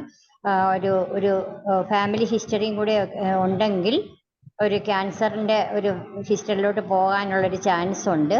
അങ്ങനെ 1-2 കേസ് ഞങ്ങൾക്ക് വന്നിട്ടുണ്ട്. കുറച്ച് ഏജ്ഡ് ആയിട്ടുള്ളവർക്ക് റിപ്പീറ്റഡ് ആയിട്ടുള്ള ഇൻഫെക്ഷൻസ് വന്നു. അപ്പോൾ അത് നമ്മൾ മറന്നു പോകാതെ ഇരിക്കണം. പിന്നെ ഒരു കേസ് എക്കോജനിക് പാർട്ടിക്കിൾസ്, അതെപ്പോഴും അത് വിനൈൻ കണ്ടീഷൻസ് ആയിരിക്കും. എന്നാലും റിപ്പീറ്റഡ് ആയിട്ട് വരുമ്പോൾ നമ്മളൊന്ന് ശ്രദ്ധിക്കണം എന്ന് പറഞ്ഞതേ ഉള്ളൂ. അങ്ങനെ കണ്ടിട്ടുണ്ട്, അതുകൊണ്ടാണ്. പിന്നെ അതുപോലെ തന്നെ കുഞ്ഞുങ്ങൾക്കും അതിപ്പോൾ ഡോക്ടർ പറഞ്ഞ പോലെ സൈലന്റ് UTI അല്ലെങ്കിൽ കുഞ്ഞുങ്ങൾക്ക് വിട്ടുമാറാത്ത ടെമ്പറേച്ചർ ഉണ്ടെങ്കിൽ നമ്മൾ കാന്താരിസ് കൊണ്ട് തന്നെ, അപ്പം ഇപ്പൊ ചിലപ്പം കുഞ്ഞുങ്ങളുടെ യൂറിൻ നമുക്ക് സാമ്പിള് കിട്ടിയില്ലെന്നിരിക്കും. അങ്ങനെയുള്ള സന്ദർഭത്തിൽ നമുക്ക് കാന്താരിസ് കൊണ്ട് അത് റിക്കവർ ആയിട്ടുമുണ്ട്. പിന്നെ ചീരയുടെ കാര്യം ഞാൻ പറഞ്ഞു. പിന്നെ ചെറുള പറഞ്ഞു ഡോക്ടർ. അതിനോടൊപ്പം തന്നെ തഴുതാമ സമൂലമാണ് നമ്മൾ പറയുന്നത്, വേരുൾപ്പെടെ. പിന്നെ ഇതല്ല ഞാൻ പറയാറ്, പൊതുവെ നമ്പർ ഓഫ് ഗ്ലാസസ് പറയും. ഒരു മിനിമം 8 ഗ്ലാസ് വെള്ളം വേണമെങ്കിലും നമ്മൾ ഒരു 12 വരെ ഞാൻ പറയാറുണ്ട്. അതിങ്ങനെയാണ് പറയാറ്: ഒരു 2 ഗ്ലാസ് ബാർലി വെള്ളം, ഒരു 2 ഗ്ലാസ് നാരങ്ങ വെള്ളം, പിന്നെ ഒരു 2 ഗ്ലാസ് ചെറുപുള വെള്ളം, അങ്ങനെ ഡിവൈഡ് ചെയ്ത് പറയും. പിന്നെ മലരി വെള്ളം ഡോക്ടർ പറഞ്ഞത് ശരിയാണ്. രാമകൃഷ്ണൻ സാറിന്റെ നമ്മൾ ആ ക്ലാസ്സുകളിലൂടെ പോകുമ്പോൾ അറിയാം. പക്ഷെ അദ്ദേഹം പറയാറ്, എനിക്കൊന്ന് 1 ലിറ്റർ വെള്ളത്തിനകത്ത് അത് സിപ്പ് ചെയ്ത് കുടിക്കാനാണ് പറയാറ്. ഇങ്ങനെ പെട്ടെന്ന് കുടിക്കാതെ സിപ്പ് ചെയ്ത് കുടിക്കാനാണ് പറയാറ്. പിന്നെ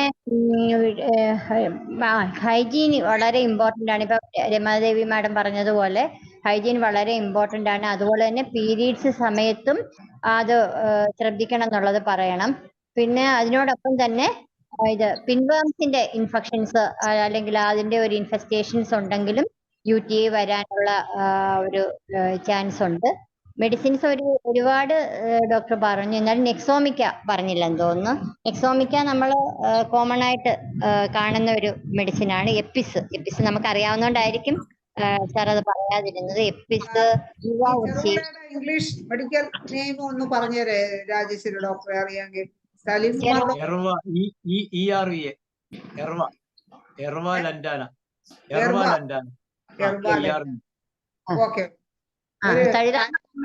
ബൊഹാർവിയ ആണല്ലോ, ബൊഹാവിയ ഡിഫ്യൂസ, പുനർനവ. അതെ. പിന്നെ ഹൈജീന്റെ കാര്യം പറഞ്ഞു ഞാൻ. പറഞ്ഞു വന്നപ്പോ അല്ലേ, ഒരു ചെറിയ സബ്ജക്റ്റ് ആണെന്ന് തോന്നുവാണെങ്കിൽ വളരെ വാസ്റ്റ് ആയിട്ടുള്ള ഒരു ഇത് തന്നെയാണ്. പിന്നെ എനിക്ക് പറയാനുള്ളത് ടെമ്പറേച്ചർ, അതൊക്കെ ഡോക്ടർ പറഞ്ഞു. ഓർക്കുവാണെങ്കിൽ പറയാം ഇടയ്ക്ക്. കാന്താരിസ്, അത് കാന്താരിസ് ഡോക്ടർ പറഞ്ഞു. നെക്സോമിക്ക, യുവാവുർശി വളരെ നല്ലതാണ്. സ്റ്റെഫൈലോകോക്കസ് പറഞ്ഞായിരുന്നോ? സ്റ്റെപ്റ്റോ ആണോ പറഞ്ഞത്? സ്റ്റെഫൈലോകോക്കസ് പറഞ്ഞായിരുന്നോ? ഇല്ല, ഡോക്ടർ ഞാൻ ഈക്കോളയാണ് പറഞ്ഞത്. വ്യക്തിപരമായിട്ട് ഡോക്ടർ വിശദമായിട്ട് ഈക്കോളായി. പറഞ്ഞില്ല, മനഃപൂർവ്വം തന്നെ കുറച്ച് ചെറുതാക്കി പറഞ്ഞോളൂ. ഇല്ല, ഡോക്ടർ മെഡിസിനെ അധികം പറഞ്ഞിട്ടില്ല. കാരണം ഇത് പലതവണ ക്ലാസ്സുകൾ വന്നിട്ടുള്ളത് ഇവിടെ കേട്ടതുകൊണ്ട് തന്നെ മെഡിസിനൽ പറയാം. പാർട്ടിലോട്ട് അധികം കിടക്കുന്നില്ല എന്ന് പറഞ്ഞു. അതെ അതെ. പിന്നെ അത് ഇപ്പൊ തൽക്കാലം നിർത്താൻ ആരെങ്കിലും എന്തെങ്കിലും ഓർക്കുവാണെങ്കിൽ ഇടയ്ക്ക് പറഞ്ഞോളാം. ശരി, ഓക്കെ. ശരി, ഓക്കെ ഡോക്ടറെ. രാജേശ്വരി ഡോക്ടർ ഒരുപാട് മെഡിസിനൊക്കെ നമുക്ക് അഡീഷണൽ പറഞ്ഞു. വളരെ സന്തോഷം. ഇനി നമുക്ക് രമാദേവ് മാഡത്തിന്റെ ഹാൻഡ് റൈസ് പിന്നെ ഹാൻഡ് റൈസ് ചെയ്തതാണോ? അത് ലോവർ ആക്കാൻ പറ്റുന്നുണ്ടായിരുന്നില്ല, അതുകൊണ്ട് അങ്ങനെ തന്നെ ഇരുന്നതാ. ഓക്കെ. ഇനി നമ്മളെ കുറുപ്പ് സാർ മുഖം കാണിച്ചിട്ടുണ്ട്. കുറുപ്പ് സാറിന് എന്താണെന്ന് നമ്മളെ സലീം കുമാർ ഡോക്ടർ ക്ലാസ്സിനെ കുറിച്ച് പറയാനുണ്ട്. കേൾക്കാമോ? കേക്കാം. ഞാന് കിടക്കാൻ കിടന്ന അന്നേരം ഡോക്ടർ സലീംകുമാർ ആയതുകൊണ്ട് ഞാൻ തിരിച്ചെഴുന്നേറ്റ് വന്ന. അത് ശരി. ഇന്നെന്ത് വെച്ച് ഇത്ര നേരത്തെ കിടക്കാൻ തുടങ്ങി? വെളുപ്പിനെ 4-5 മണിയാകുമ്പോൾ തുടങ്ങുമ്പോ അന്നേരം പിന്നെ പകല് കിടക്കാൻ പറ്റിയില്ല. പോട്ടെ. ഏതായാലും വളരെ നന്നായിരുന്നു ഡോക്ടർ സലീംകുമാർ. വളരെ നന്നായിരുന്നു. വളരെ എന്തൂസിയാസ്റ്റിക് ആയിട്ടുള്ള ഒരു ഡോക്ടറാണ്. എപ്പോഴാണെങ്കിലും എല്ലാ ക്ലാസ്സിലും ചോദ്യം ചോദിക്കുകയും അറിവുകൾ കൂട്ടുകയും അതുപോലെ തന്നെ എപ്പോഴും ആൾക്കാർക്ക് വളരെ അറിയാനുള്ള ആഗ്രഹം, എപ്പോഴും ഒരു സ്റ്റുഡൻ്റ് ആയിട്ടിരിക്കുക എന്ന് പറയുന്നത് ഒരു വലിയ കാര്യമാണ്. അത് ഞാൻ എപ്പോഴും ശ്രദ്ധിക്കാറുണ്ട്. സലീംകുമാർ എന്ത് ഡൗട്ട് ഉണ്ടെങ്കിലും ചോദിക്കും. എനിക്ക് അദ്ദേഹവുമായിട്ട് ഡോക്ടർ സലീംകുമാറുമായിട്ട് ഏകദേശം 10-24 വർഷം മുമ്പുള്ള ഒരു പരിചയമാണ്. ഒരു പ്രാവശ്യം ഞാൻ ക്ലാസ് എടുക്കാൻ IHKയുടെ ചെന്നപ്പോൾ ഏറ്റവും കൂടുതൽ ചോദ്യം ചോദിച്ചിട്ടുള്ള ഒരാൾ ഡോക്ടർ സലീംകുമാറാണ്. അന്നു മുതൽ ആ താടിയും ചിരിയൊക്കെ എൻ്റെ മനസ്സിൽ നിന്ന് പോയിട്ടില്ല. എന്തായാലും വളരെ നന്നായിരുന്നു. പിന്നെ ഞാൻ പറയുന്നത്, ചിലപ്പോൾ നമ്മൾ ഈ കാന്താരിസ് എല്ലാവരും അറിയാവുന്ന മെഡിസിനൊക്കെ എങ്കിലും ചിലപ്പോൾ നമുക്ക് ഇത് വളരെ നാൾ ഉള്ളത് കൊടുത്താൽ ഈ പലപ്പോഴും ചിലർ ഈക്കോളെ കൊടുക്കും, അങ്ങനെ സ്പെസിഫിക് ആയിട്ട് പലതും ഒന്നും കൊടുത്താൽ ചിലപ്പോൾ പോലെ. അങ്ങനെ വരുമ്പം നമുക്ക് അസോസിയേറ്റഡ് കംപ്ലൈൻറ്റ് കൂടെ നോക്കി കോൺസ്റ്റിറ്റ്യൂഷൻ മെഡിസിൻ കൊടുത്താൽ വളരെയധികം കുറയും. എന്നിട്ട് കുറയാതെ വന്നാൽ സൾഫർ 0/3 മെഡോറിനോ ഒക്കെ കൊടുത്താൽ, when indicated medicines fails to act, അത് വെച്ചിട്ട് കൊടുക്കാം. പിന്നെ മെഡോറിനും ഒരു നല്ല മെഡിസിനാണ്. ഇങ്ങനെ ഉള്ള കൊണോക്കോക്കൽ ഇൻഫെക്ഷനൊക്കെ വന്നിട്ട് ഉണ്ടാകുന്ന ചില സാഹചര്യങ്ങളിൽ അത് വരാം. സിബിലിനം വരാം, മെഡോറിനം വരാം. ഇങ്ങനെയൊക്കെയുള്ള മെഡിസിൻസ് ഒക്കെ ഇന്റർകറന്റ് ആയിട്ട് കൊടുത്താൽ വേഗം റിസൾട്ട് കിട്ടും. ചിലപ്പം പലനാൾ കഴിഞ്ഞിട്ട്. പിന്നെ ഉള്ളത് ഈ മൂത്രം ഒഴിച്ചിട്ട് ഈ ബാക്ടീരിയ, പ്രത്യേകിച്ച് ഡയബറ്റീസ് ഒക്കെ ഉള്ളവർ ഈ മൂത്രം ഒഴിച്ചു കഴിഞ്ഞാൽ കഴുകണം. ആണാണേലും പെണ്ണാണേലും. പലരും അത് ചെയ്യാറില്ല. അവിടെ ബാക്ടീരിയൽ ഇൻഫെക്ഷൻ കൂടി അവിടെ ബാക്ടീരിയൽ ഇൻഫെക്ഷനായിട്ട് അകത്തോട്ട് കൂടുതൽ കടക്കും. അതുപോലെ തന്നെ സെക്സ്വൽ കോണ്ടാക്ട് കഴിഞ്ഞാലും അത് ഹൈജീനിക് ആയിട്ടിരിക്കണം. അതല്ലെങ്കിൽ ഇത് ഉണ്ടാകാനുള്ള സാധ്യതകൾ കൂടുതലാണ്. അതൊക്കെ കൂടെയാണ് എനിക്ക് പറയാനുള്ളത്. പിന്നെ കുറെ മെഡിസിൻസ് ഒക്കെ ഉണ്ട്. എല്ലാവരും പറഞ്ഞത് കൊണ്ടാണ് ഞാൻ കൂടുതലും ഈ ഇതിന് കൂടുതൽ അക്കണൈറ്റ് ഇവിടെ പറഞ്ഞു കഴിഞ്ഞു. APS മെലിബിക്ക വരുന്ന വലിയ മെഡിസിനാണ്. എലിബോറസ്, ഇതൊക്കെ എല്ലാവരും ഹോമിയോപ്പതി ഡോക്ടർ ആയതുകൊണ്ട് പുസ്തകത്തിലൊക്കെ ഉള്ളതുകൊണ്ട് ഞാൻ അതിൻ്റെ സിംറ്റംസ് ഒന്നും വായിക്കുന്നില്ല. ആർസനിക് കാർബ്, അത് ഒരു മെഡിസിൻ, പ്രധാനപ്പെട്ട മെഡിസിനാണ്. കനാബിസ് സദൈവ, കാലിക്ലോറേറ്റ്, calcarea sulph, mercurius, picric acid, phosphorus, cantharis എല്ലാവർക്കും അറിയാവുന്ന കാര്യമാണ്.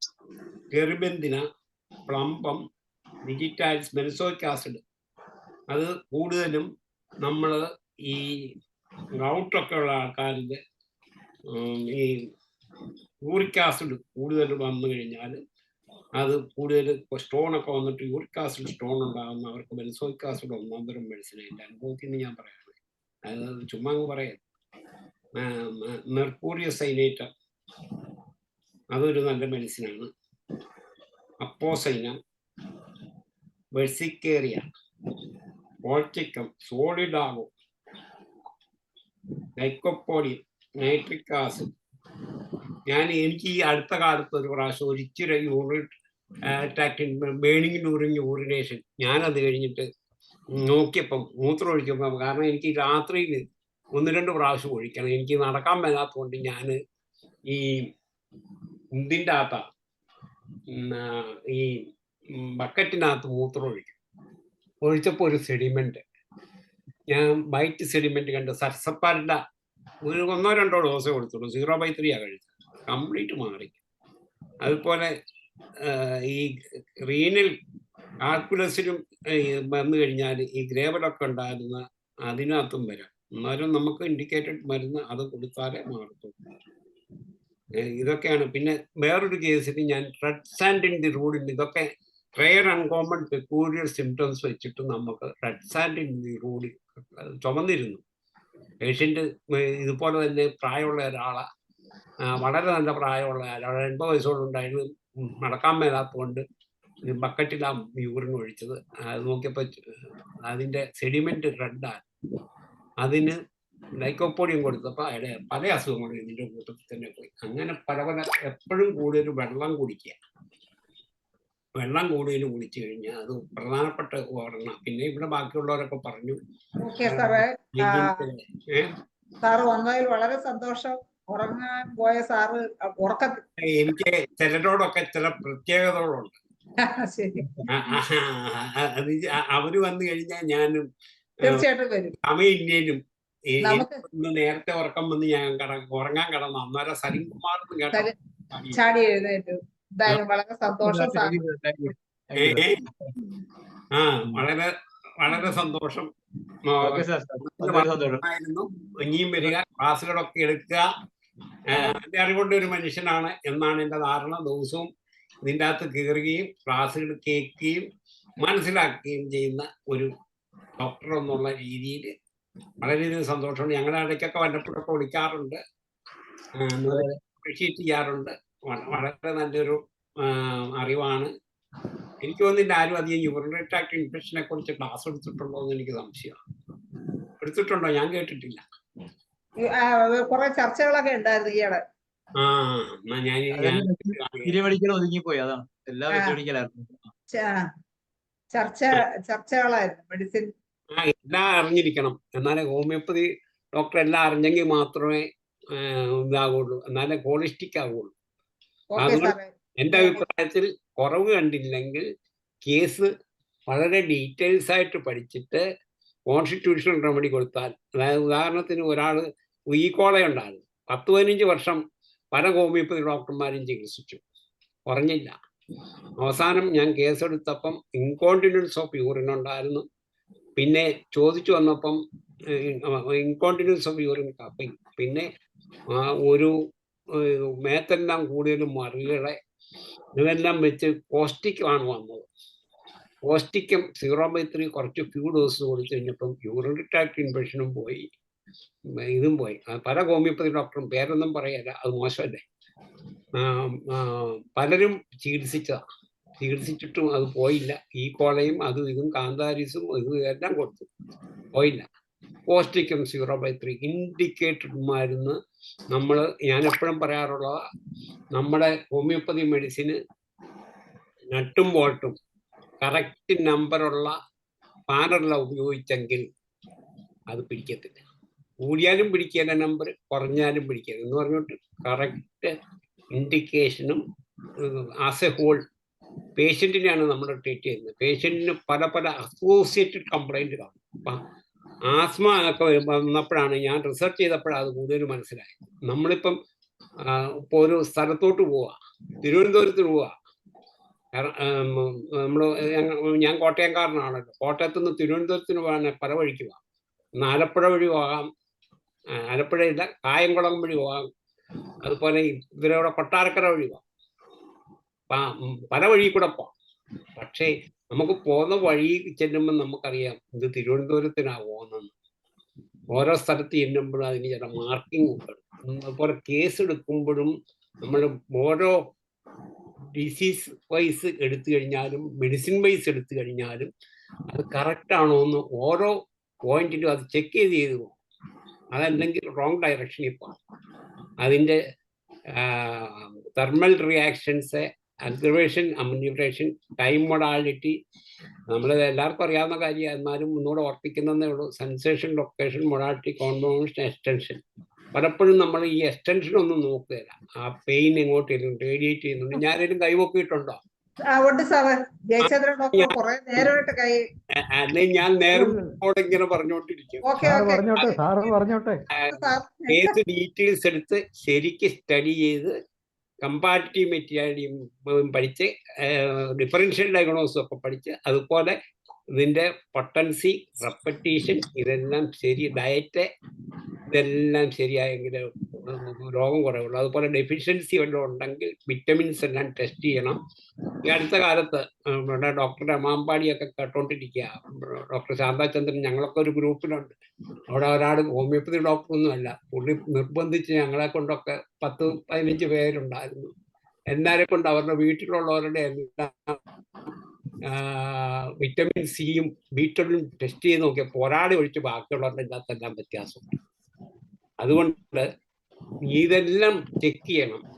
ലാബറട്ടറി ഇൻവെസ്റ്റിഗേഷൻ, സിംറ്റമാറ്റിക് എല്ലാം നമ്മൾ വളരെയധികം ഡീറ്റെയിൽസ് സ്റ്റഡി ചെയ്തിട്ട് കറക്റ്റായിട്ടുള്ള മെഡിസിൻ മാത്രമല്ല ട്രീറ്റ്മെൻ്റ് എന്ന് പറയുന്നത്. അതിൻ്റെ അകത്ത് ഡയറ്റ്, ഉണ്ട് 10 മിനിറ്റ് ഉണ്ട്, ഇങ്ങോട്ട് സമയമുണ്ട്. ഡയറ്റ്, അതുപോലെ തന്നെ അതിൻ്റെ മാനേജ്മെൻറ്റ്, ഇതെല്ലാം ഓരോ സ്റ്റെപ്പും വളരെ വളരെ വളരെ ഇമ്പോർട്ടൻ്റ് ആണെന്ന് പറഞ്ഞുകൊണ്ട് നിർത്തുന്നു. നന്ദി, നമസ്കാരം. ഡോക്ടർ സലീംകുമാർ ഇനിയും വരിക, ഇതുപോലെയുള്ള നല്ല വരിക. Okay, thank you. Wish you all the best. Okay സാറേ. അടുത്തത് ജയചന്ദ്രൻ ഡോക്ടർ സംസാരിച്ചു. സലീംകുമാർ ഡോക്ടറെ നമസ്കാരം. നമസ്കാരം. ഞാന് ഡോക്ടറെ അടുത്ത് ചോദിക്കാൻ വന്ന ഒരുപാട് സംശയങ്ങളെല്ലാം നമ്മുടെ അധ്യാപകനായ ശ്രീധരക്കുറുപ്പ് സാർ വന്ന് പറഞ്ഞു കഴിഞ്ഞു. അതിന്റെ കൂടെ വീണ്ടും എനിക്കുണ്ടായിരുന്ന സംശയങ്ങള് ഡോക്ടർ രാജേശ്വരിയും പറഞ്ഞു കഴിഞ്ഞു. അപ്പൊ പിന്നെ ഇനിയിപ്പോ ഡോക്ടറെ അടുത്ത് എനിക്ക് കൂടുതലൊന്നും ചോദിക്കാനില്ല. അതെ, ശ്രീധരക്കുറുപ്പ് സാറ് വന്നു കഴിഞ്ഞപ്പോ ഞാൻ ചോദിക്കാൻ വന്ന സംശയങ്ങളെല്ലാം അങ്ങ് മാറി. അതുകൊണ്ട് പിന്നെ സലീംകുമാർ ഡോക്ടറോടൊന്നും ചോദിക്കാനില്ല. പിന്നെ സലീംകുമാർ ഡോക്ടറോട് എനിക്ക് ഒരു കാര്യം പറയാനുള്ളത്, നമ്മളിപ്പോ കാണുന്ന എല്ലാത്തിനും ഈ കുഞ്ഞുങ്ങൾ കരഞ്ഞാൽ തള്ളമാര് അടുത്ത കടയിൽ കയറി എന്തെങ്കിലും കുറെ ജ്യൂസ് വാങ്ങിച്ചു കൊടുക്കും, ഈ ബോട്ടിലിൽ വരുന്നത്. അപ്പൊ ഞാൻ അവരോട് ഉപദേശിക്കും, ഈ നിറമുള്ള വെള്ളങ്ങളൊന്നും വാങ്ങി കൊടുക്കരുത്. നിങ്ങൾ വല്ല ലൈം ജ്യൂസോ അല്ലെങ്കിൽ വല്ലതൊക്കെ വാങ്ങിച്ചു കൊടുക്കാവൂ. അല്ലെങ്കിൽ കുട്ടികൾക്ക് വല്ല ഓറഞ്ച് ജ്യൂസോ അങ്ങനെ വല്ല മാറ്റി കൊടുക്കണം. അതല്ലാതെ ഈ നിറമുള്ള വെള്ളങ്ങളൊന്നും. പിന്നെ കുട്ടിക്ക് കുപ്പിവെള്ളം വേണമെന്ന് പറഞ്ഞ് നിർബന്ധിക്കുകയാണെങ്കിൽ നിറമില്ലാത്ത 7-അപ്പോ മറ്റേ തംസപ്പോ അങ്ങനെ എന്തെങ്കിലും മാറ്റി കൊടുക്കാൻ പറയാറുണ്ട്. ഈ കൊക്കക്കോള കൊടുക്കരുതെന്ന് ഞാൻ പ്രത്യേകം പറയുന്നതിൻ്റെ കാരണം എന്ന് വെച്ചാൽ, എൻ്റെ അറിവ് വെച്ചിട്ട് ഈ കൊക്കക്കോള കിഡ്നിയിൽ അരിച്ചു വരുമ്പോൾ കൊക്കക്കോളയിൽ ആ കറുത്ത കളർ, ആ ഡൈ നെഫ്രോൺസിൽ പറ്റിയിരുന്നിട്ട് നെഫ്രോൺസിന് അസുഖം വരുമെന്നാണ് ചിലരൊക്കെ പറഞ്ഞ് ഞാൻ കേട്ടിട്ടുള്ളത്. അതെ. അതുകൊണ്ട് ഞാൻ എല്ലാവരോടും പറയുന്ന കൊക്കക്കോള കൊടുക്കരുത്. ബസ്സിലൊക്കെ ഇരുന്ന് ചില കുട്ടികൾ കൊക്കക്കോള കുടിക്കുമ്പോൾ ഞാൻ പിടിച്ചു വാച്ച് കളഞ്ഞിട്ടുണ്ട്, സ്വാതന്ത്ര്യമുള്ള കുട്ടികളെ ഇന്ന്. അങ്ങനെ ഞാൻ കുറേയൊക്കെ പറയാറുണ്ട്. പിന്നെ എനിക്ക് ഒന്ന് ചോദിക്കാൻ വന്നത്, നമ്മൾ ഈ പേഷ്യൻ്റൊക്കെ വന്ന് ഓരോരോ യൂറിൻ കംപ്ലൈൻറ്റ് പറയുമ്പോൾ യൂറിൻ ടെസ്റ്റ് ചെയ്യാൻ പറയും. അപ്പോൾ അതിനകത്ത് RBC ഇൻ യൂറിൻ എന്ന് പറഞ്ഞിട്ട് റിസൾട്ട് വരുമ്പോഴത്തേക്ക്, ഞാൻ സാധാരണ ആർണിക്കയാണ് കൊടുക്കാറുള്ളത്, ഡോക്ടർ ഉപദേശിച്ചത് എന്താണ്, ഈ RBC plenty of pus, plenty of RBC എന്ന് പറഞ്ഞു വരും. അപ്പം ഞാൻ ഒന്ന് കിഡ്നി സ്കാൻ ചെയ്ത് കല്ലുണ്ടെന്ന് നോക്കാൻ പറയും, പക്ഷെ കല്ല് കാണത്തില്ല. എന്നാലും RBC കുറയാനായിട്ട് ഞാൻ ഈ കാന്താരീസ് അല്ലെങ്കിൽ ആർണിക്കയാണ് കൊടുക്കാറുള്ളത്. ഡോക്ടർ അഡ്വൈസ് എന്താണ്? അല്ല, ഇത്തരം ചില കേസിൽ ഇപ്പൊ സ്കാനിങ്ങിൽ കിട്ടിയില്ലെങ്കിലും സ്റ്റോൺ ഉണ്ടെന്ന് വിചാരിച്ച് തന്നെ ട്രീറ്റ് ചെയ്യണമെന്ന് നല്ലതാ. പലപ്പോഴും സ്കാനിങ്ങിൽ അല്ലാതെ കിട്ടില്ല. മെഷീന്റെ പരിമിതി നമ്മൾ മനസ്സിലാക്കണം. അതെ. അവിടെ ഞാൻ എൻ്റെ മനസ്സിൽ തോന്നിയത്, നമ്മളെ ഹൈഡ്രോജിയയും കാസ്റ്റിക്കും കൊടുത്താൽ എന്തെന്ന് ആലോചിക്കാം. ഡോക്ടർ എന്ത് പറയുന്നു? കുറിച്ച് എനിക്ക് ഒഫീഷ്യലായിട്ട് പറയാനുള്ള. അതുപോലെ തന്നെ ഈ ഗൊണേറിയ കേസ്, നമ്മൾ ഈ യൂറിൻ പാസ് ചെയ്യുമ്പോൾ പഴുപ്പ് പോലെ പോകണം സാറേ എന്ന് പറഞ്ഞു. നമ്മൾ ടെസ്റ്റ് ചെയ്യുമ്പോൾ ഗുണോക്കോക്കൽ ഇൻഫെക്ഷൻ ആയിരിക്കും. അവിടെ നമ്മൾ ഇപ്പോൾ കുറുപ്പ് സാർ പറഞ്ഞ സിഫിലിനം കൊടുത്താലെന്തെന്ന് പറഞ്ഞായിരുന്നു. അവിടെയും ഡോക്ടർ അഭിപ്രായം എന്താണ്? മെഡോറിന് ഞാൻ പറഞ്ഞു ബസ് വരുന്നതിന് പ്രത്യേകിച്ച് മ്യൂക്കസ് വരുന്നതിന് മെഡോറിന് തന്നെ അങ്ങനത്തെ ഒരു സാധനമാണല്ലോ. മെഡോറിനും നല്ലത്. ഞാൻ മെർസോളിനും കൊടുക്കാറുണ്ട്. കാൽക്കേറിയ സൾഫ് നല്ലതാണ് ഡോക്ടറെ. കൽക്കേറിയ സൾഫ് കാൽക്കേറിയ സൾഫ് വളരെ നല്ലതാണ്. പ്ലസ് മെഡോറിനം പോലെ തന്നെ തൂജയും നമുക്ക് കൊടുക്കാം. തൂജ. പിന്നെ RBC ഇപ്പൊ സ്റ്റോണിന്റെ കൊണ്ട് മാത്രമാകണം എന്നില്ല. ഇപ്പൊ സ്ത്രീകളില് കംപ്ലൈന്റ് സമയത്താണെന്നുണ്ടെങ്കിൽ നമ്മൾ യൂറിൻ നോക്കുവാണെങ്കിൽ RBC കാണാം. WBC കൗണ്ടും WBCയും RBCയും നല്ലതുപോലെ കാണാൻ പറ്റും. മെൻസസ് ഉള്ള സമയത്ത് നമ്മൾ യൂറിൻ ചെക്ക് ചെയ്യിക്കാറില്ലല്ലോ സാധാരണ. അത് ഈ ഫംഗസ് കൊണ്ടും വന്നൂടെ ഡോക്ടറെ? ഫംഗസ് കൊണ്ടും വരും. അപ്പൊ തൂജയൊക്കെ അതിന് നന്നായിരിക്കും. പെയിൻലെസ്. അതെ, തൂജ വളരെ നല്ലതാണ് സാർ. കാൽക്കേറിയ സൾഫും ഞാൻ കൊടുത്ത് നല്ല റിസൾട്ട് കിട്ടിയിട്ടുണ്ട്. പിന്നെ നമ്മൾ എപ്പോഴും കൾച്ചർ ചെയ്യുന്നതാണ് സാർ നല്ലത്. റിപ്പീറ്റഡ് ആയിട്ട് ഇൻഫെക്ഷൻ വരുമ്പോ എപ്പോഴും ഒന്ന് കൾച്ചർ ചെയ്ത് നോക്കിക്കോണം. ഒരു ബാക്ടീരിയൽ ഇൻഫെക്ഷൻ എന്ന് പറഞ്ഞ റിസൾട്ട് വന്നു കഴിഞ്ഞാൽ ഞാൻ ഉടൻ തന്നെ കൾച്ചർ ചെയ്യാൻ പറയും. തന്നെയല്ല, പെയിൻലെസ് യൂറിനേഷൻ അല്ല പെയിൻലെസ്സും കൂടെ ആണെന്നുണ്ടെങ്കിൽ റിപ്പീറ്റഡ്, ഞാൻ നേരത്തെ പറഞ്ഞ പോലെ നമ്മൾ എപ്പോഴും ആ ക്യാൻസർ ഒന്ന് റൂൾ ഔട്ട് ചെയ്യുന്നത് നല്ലതാണ് സാർ. ട്യൂമർ ഒക്കെ ഒന്ന് നോക്കി ചെയ്യുന്നത് നല്ലതാണ്. അതുപോലെ ഇതുണ്ടല്ലോ ഫൈബ്രോയിഡ് പോലെ അല്ലെങ്കിൽ ചെറിയ ഈ പിമ്പിൾ പോലെ അങ്ങനത്തെ എന്തെങ്കിലും റിസൾട്ട് കാണുകയാണെങ്കിൽ FNAC ചെയ്യാനും ഞാൻ പറയാറുണ്ട്. ഞങ്ങൾ രണ്ടുപേരും അങ്ങനെ അഡ്വൈസ് ചെയ്യാറില്ല സാർ. അല്ലെങ്കിൽ നമുക്ക് ഇപ്പം ട്യൂമർ മാർക്കേഴ്സ് ഉണ്ടല്ലോ ഒരുപാട്, നന്നായിരിക്കും. പിന്നെ ഒരു കാര്യം ഞാൻ പറഞ്ഞപ്പോ വിട്ടുപോയൊരു കാര്യം, ഒരു ലേഡിക്ക് ഇതുപോലെ റിപ്പീറ്റഡ് ആയിട്ട് ഇൻഫെക്ഷൻസ് വന്നു. ഞാനും സാർ ഡോക്ടറും റിപ്പീറ്റഡ് ആയിട്ട് മെഡിസിൻ കൊടുത്തിട്ട് മാറാതിരുന്നപ്പോ ഞങ്ങളൊരു ഗൈനക്കോളജിസ്റ്റിനെ റെഫർ ചെയ്യുമായിരുന്നു. അപ്പൊ കണ്ടൊരു കാര്യം, ലേബിയ മേജസ് അവർക്ക് നേരത്തെ ഒരു സ്കിൻ കംപ്ലൈന്റ്, അതായത് നമ്മളുടെ ലൈക്കൻ പ്ലാനറ്റ്സ് വന്നിട്ട് അത് മേബി നമ്മളോട് പറഞ്ഞ് ഡിസ്ക്ലോസ് ചെയ്തിട്ടില്ലായിരുന്നു. ലേബിയ മൈനോറ രണ്ടും അങ്ങനെ അഡ്മിഷൻ ആയിരുന്നത് കൊണ്ടുണ്ടായിരുന്ന ഇൻഫെക്ഷൻസ് ആണ്. അപ്പൊ അത് നമ്മൾ ശ്രദ്ധിക്കണം. റിപ്പീറ്റഡ് ആയിട്ട് ഇൻഫെക്ഷൻ വന്നു കഴിഞ്ഞാൽ ഒരു ന്യൂറോളജിസ്റ്റിന്റെ അടുത്തോ ഗൈനക്കോളജിസ്റ്റിന്റെ അടുത്തോ ഒന്ന് റെഫർ ചെയ്യുന്നത് നന്നായിരിക്കും. അത് അങ്ങനെ ഒരു കുട്ടിയിൽ അങ്ങനെ കണ്ടപ്പോഴത്തേക്ക് ഞാൻ ഒരു സർജന്റെ അടുത്ത് വിട്ടു. അപ്പൊ ഈ ഡോക്ടർ പറഞ്ഞ പോലെ സംഭവിച്ചു, ഒരു സർജറി ചെയ്തപ്പോ അതങ്ങ് മാറി. അതെ. അതൊന്ന് ഇപ്പൊ ഈവൻ മെയിലിലാണെങ്കിൽ ഒരു സർക്കംസിഷനോ അങ്ങനെ എന്തെങ്കിലും ഒരു കേസ് ഫൈമോസിസോ ഒക്കെ വരുവാണെങ്കിൽ നമ്മളത് ചെയ്യുന്നതാണല്ലോ സാർ. അതെ. പിന്നെ ടെറിബിന്റെ ശ്രീധരക്കുറുപ്പ് സാറ് പറഞ്ഞു, അതിനകത്ത് ഒരു പ്രത്യേകത എന്ന് പറഞ്ഞാൽ അൺകഞ്ചബിൾ ടേസ്റ്റ് ഫോർ വാട്ടർ ആയിരിക്കും. ഭയങ്കര ഇന്റൻസ് ടേസ്റ്റ് ആയിരിക്കും ടെറിബിന്റെ ഒരു ഇൻഡിക്കേഷൻ. പിന്നെ എനിക്ക് ഒരു കാര്യം കൂടെ പറഞ്ഞിട്ട്, ശ്രീധരക്കുറുപ്പ് സാറിനോടാണ് എനിക്ക് പറയാനുള്ളത്. ഞാൻ പലപ്പോഴും ശ്രദ്ധിച്ചിട്ടുണ്ട്, ഈ 9 മണി 9:30 മണി ആകുമ്പോഴാണ് സാർ അത്താഴം കഴിക്കുന്നത്. അത് എന്നിട്ട് സാർ ഓടിപ്പോയി കിടക്കുമ്പോൾ സാറിന്റെ ആരോഗ്യത്തിന് അത്ര നല്ലതല്ല. നേരത്തെ അത്താഴം കഴിക്കണം എന്ന് എനിക്കൊരു ഒരു അഭ്യർത്ഥന എനിക്കും ദേവൻ ഡോക്ടർക്കും ഉണ്ട്. സാർ കേൾക്കുന്നുണ്ടോ? സാറ് പോയെന്നാവുന്ന കിടക്കാൻ. സാറ് പോയെങ്കിൽ നാളെ പറയാം. ബ്രേക്ക്ഫാസ്റ്റ് രാത്രിയും രാവിലെ 8 മണിക്ക് മുമ്പേ സാറിന് കൊടുക്കാൻ സാറിന്റെ വീട്ടുകാരോട് പറയണം. രമാദേവി ഡോക്ടർ എന്നൊക്കെ പറഞ്ഞാൽ അതല്ലെങ്കിൽ ഹിന്ദി സെക്ഷന്റെ ഇന്റർവ്യൂലാണ് സാറ് ഭക്ഷണം കഴിക്കേണ്ടത്. ഹിന്ദി സെക്ഷൻ നാളെ രാവിലെ ഞാൻ 6 മണിക്ക് ഞങ്ങൾക്കൊരു ഇതുണ്ട്, സൂം മീറ്റിംഗ് ഉണ്ട്. അപ്പൊ അതിൽ ഞാൻ പറയാം കുറിപ്പിനോട്. ഞാൻ എപ്പോഴും പറയാറുള്ളതാ. ഞാൻ പറയാം, ഇനി കേട്ടില്ലെങ്കിൽ ഞാൻ മിസ്സിസിനെ വിളിച്ചു പറയുന്നു പറയും.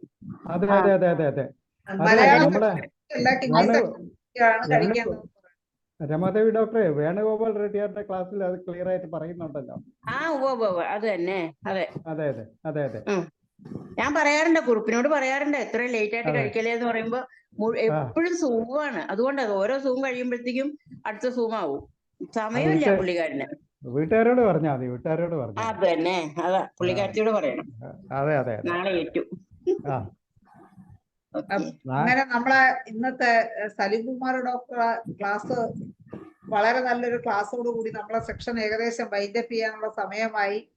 ഇന്നത്തെ ക്ലാസ്സില് നന്ദി പറയുന്നതിന് വേണ്ടി ഞാൻ ഡോക്ടർ രാജേശ്വരിയെ ഒരു കാര്യം പറഞ്ഞോട്ടെ, ഞാൻ ഇത് പറയുമ്പോൾ എനിക്ക് മറക്കാൻ പറ്റാത്തൊരു അനുഭവം ഉണ്ടായി. നമ്മുടെ പേര് പറയാനും ശരിയല്ലാത്തതുണ്ട്. ഒരു കേരളത്തിൽ അറിയപ്പെടുന്ന ഒരു ചാനൽ അവതാരിക ഒരു ദിവസം അവരുടെ പരിചയക്കാരും എന്റെ മുമ്പിൽ കൊണ്ടുവന്ന് അവര് എന്റെ മുമ്പിൽ ഇരുന്നിട്ട് ഒരു കാലെടുത്ത് മറ്റേ കാലിന് മുകളിൽ വെക്കും, മറ്റേ കാലം തിരിച്ചു വെക്കും, ഇങ്ങനെ ഇങ്ങനെ കുഴഞ്ഞോണ്ടിരിക്കുക. അല്ലാതെ യൂറിനൽ ഇൻഫെക്ഷൻ കൊണ്ട് അവർക്ക് പോച്ചിന് വേദന സഹിക്കാൻ പാടില്ല. അപ്പോ ഇമ്മീഡിയറ്റ് ആയിട്ട് ഞാൻ ചെയ്തത് ഞാൻ വരുന്ന കാന്താരി ഷൂണുള്ള 8 ഡോസ് അവരുടെ വയലിലേക്ക് ഒഴിച്ചു കൊടുത്തു. എന്നിട്ട് പിന്നെ എപ്പോൾ തുടങ്ങിയെന്നൊക്കെ ചോദിച്ചോണ്ടിരിക്കുക. അവര് ഒരു 3 മിനിറ്റ് ആയില്ല, അവരപ്പോ ഡോക്ടറെ എന്റെ വേദന അങ്ങോട്ട് പോയി.